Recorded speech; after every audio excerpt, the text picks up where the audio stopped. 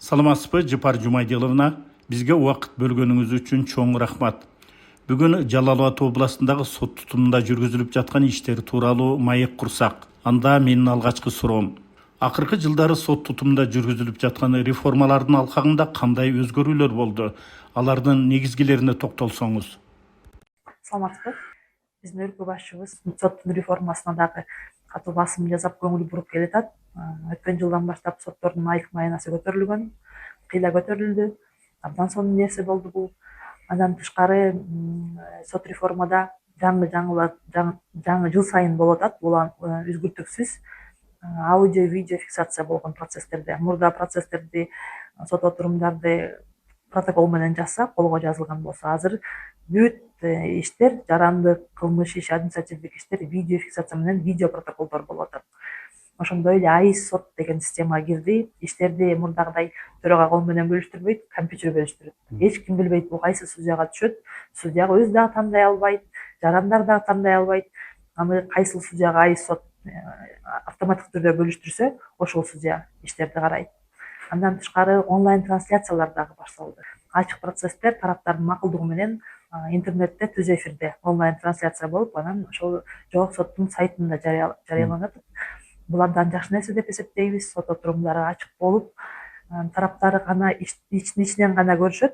Судья кантип чечим чыгарар экен, далилдерди кандай талдайт экенин, ар бир далилдерге баа берип, юридикалык баа берип, анан ошолордун далилдердин жыйындысы менен чечим чыгарат.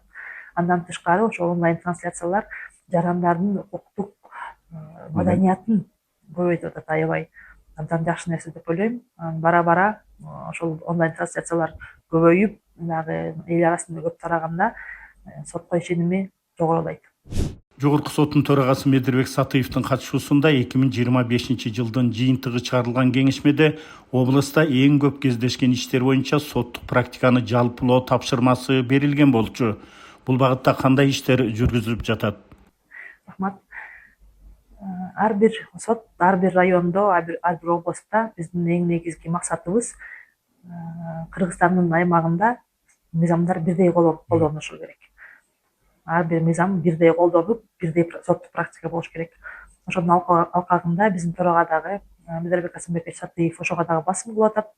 Өзгүлтүксүз соттук жалпылоо өтсүн деп. Анан азыр бизде учурда 3 коллегия, бардык коллегияларда темалар тандалып, судьялар дайындалып, азыр аяктап калды. Азыр учурда биз 3 обобщениени, соттук жалпылоону жогорку сотко жиберүүнүн алдындабыз.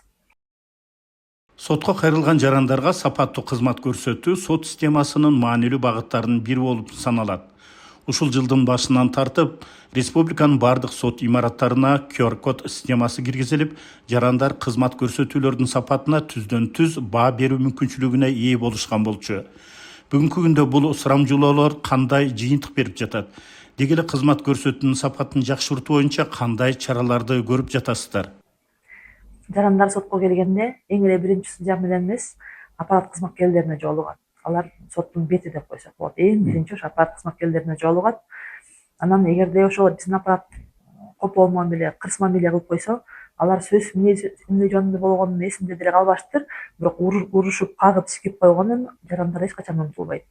Ошон үчүн Медирбек Асанбековичтин демиргеси менен ар бир сотто QR-коддор киргизилди. Бул QR-коддор жакшы нерсеси, биз жарандар менен түз эле байланышта болуп калабыз да. Анткени ар бир жаран эле ошо убактысын бөлүп төрагага кирип, анан эгерде сот аппараттын кырыс копол мамиле кылып койсо, баары тең убактысын бөлүп кире бербейт. Бирок азыр жаңы технологиялардын кылымы, ошон үчүн QR-коддон эле бир заматта эле ошо QR-коддун телефонго камерасын ачып эле ошол жака калтырып коет. Биз ал боюнча дагы үзүктүксүз иш алып баратабыз. QR-коддор боюнча жуманын аягында каралып, ошол боюнча аппарат кызматкерлерине чогулушуулар өткөзүлүп турат. Аны биз абдан жакшы туура көрөбүз да. Жыпар Жумайдиловна, бизге убакыт бөлгөнүңүз үчүн дагы бир жолу чоң рахмат.